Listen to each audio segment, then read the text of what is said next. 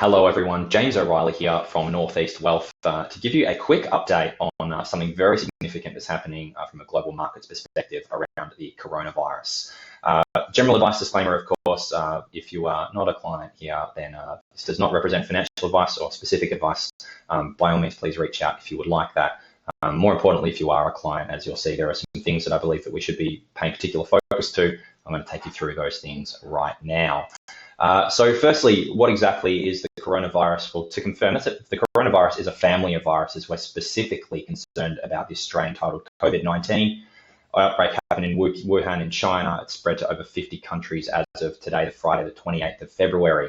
From a severity perspective, over 80,000 infections, 2,800 deaths.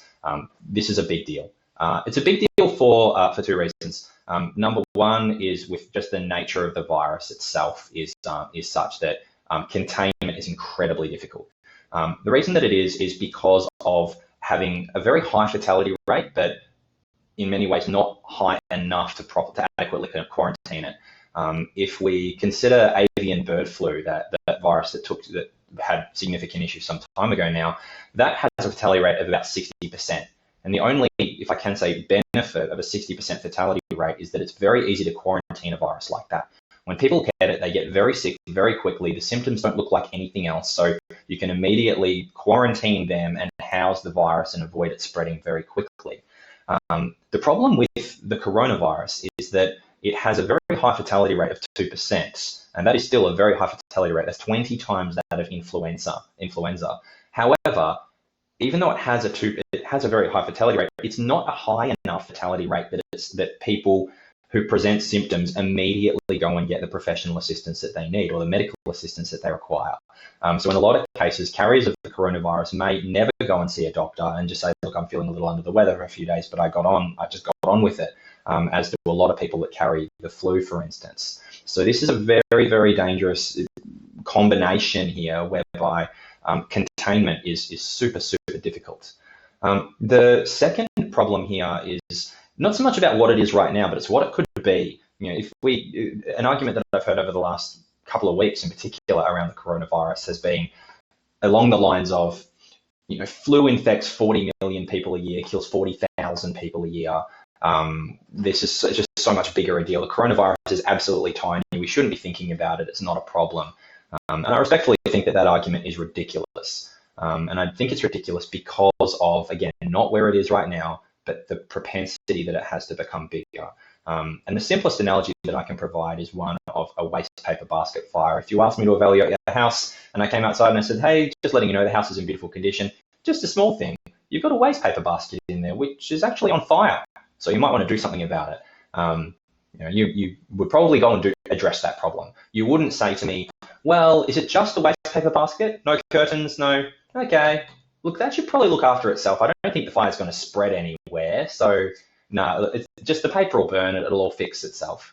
That would be a preposterous response. It's not so much about the fact that it is a very small fire isolated just to a waste paper basket. It's the fact that it could be something which decimates the entire house. So again, the issue with a coronavirus, for instance, it's not what it is, it's what it could be. And significantly, a doomsday type scenario for the coronavirus is actually a doomsday scenario. It's a significant, horrible event which would have implications that far outreach economic impact.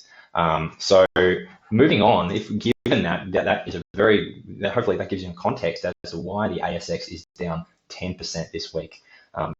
Have no mistake, this is having a big impact on all of our clients' portfolios. It has essentially wiped out almost all of the gains that we've made over the last 12 months in a single week. These are huge falls and certainly need to be addressed. The challenge that we have as advisors and when looking at your portfolio, is to understand how much of this fall is panic-based irrational behavior and how much of this fall is based on the fact that there will be underperforming areas. This is going to have a significant flow-on effect to the economy. So, for instance, global transport, global airlines, they've indicated that they expect about a $30 billion $30 billion global impact on the coronavirus based on where it is right now. Now, if that expands or if the coronavirus accelerates, well, then we have an even bigger figure. If that gets impacted, transport or logistics get impacted, impacted. Holidays, anything holiday-based, travel-based gets impacted, and there's a significant industry flow-on just because of the one travel-related issue.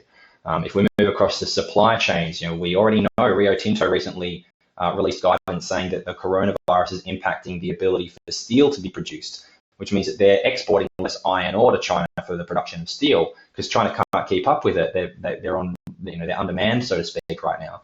That has a flow-on of mining. It has a flow-on of logistics, getting the steel to and from China, or iron ore, and then steel on the way back, and then eventually it flows on to construction too. So that one issue, if we have a supply chain problem with steel manufacture, it actually flows on to have a significant number of industry impacts. And then, of course, that far reaches. If you have a problem with the construction industry, then that creates new problems in other industries.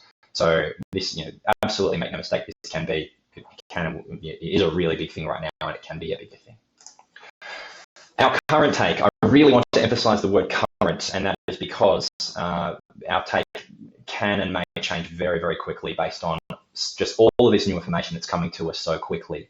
We're looking here at world epidemics and the impact on global stock market performance. There's obviously quite a number of epidemics here. And what you see thematically when you zoom out, when you take a view that's based on long-term investing, is that none of these epidemics have ultimately had a material impact on the long-term performance of equity portfolios. Now, that's not to say that there's, of course, there are always exceptions, and you can't use the past to perfectly foresee what's going to happen going forward. However, in many of these cases, there was real concern. There was market movement and significant market movement in the short term about these outbreaks, and that was resolved quickly, and it resulted in quite a sharp rebound. I'm certainly not being overly optimistic as to the likelihood we're going to see this miraculous resolution to this coronavirus.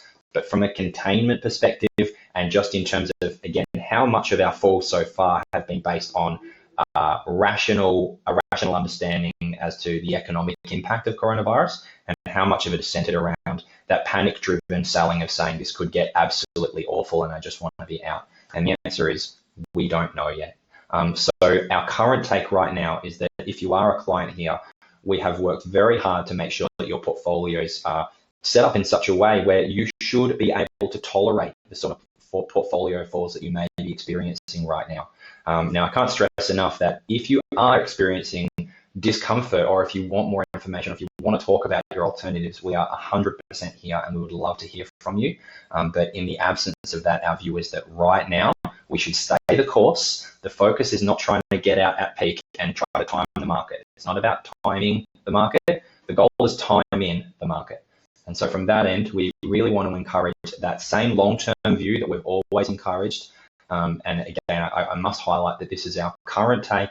This may change very quickly, and if it does, then naturally we're going to give you some more guidance here.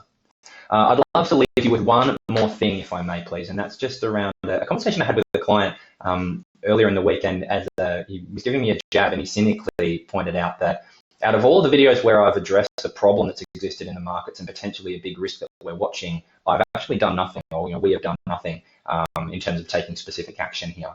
And I agreed with him, and I went on to say that having the luxury of hindsight, that decision, which has now happened a number of times, has proven to be the right one as the markets have continued to climb. And had we have decided, look, let's get out because of this potential risk, etc., what would have happened looking back is we would have been jumping at shadows that ultimately didn't get in the way of market performance. And you can see looking here, this is over the last 4 years. This fall this week has been significant, but we have seen these falls a number of times before. And during this time, again, throughout, we've been saying hold the course, and that's transpired to be the right decision. So I can't stress enough, this is not me just saying everything's going to be fine, not at all. This is a huge focal point for us, but I do not want to jump at shadows. If you're always trying to be the first one out at the top of the top or the precipice of a market collapse, you're going to miss out on a huge amount of growth just because you're out of the market too often. So again, we have to be rational here. From my perspective, that's our view. Again, I can't stress enough, if you're a client or an individual and looking to get some personal advice, I would love to hear from you. I would love to talk to you about this and make sure that we've got this right for you. Please reach out to me if you want to discuss this further. Thank you everyone for your support, and I'll be doing my best to make sure that we keep you updated as this develops. Thanks everyone.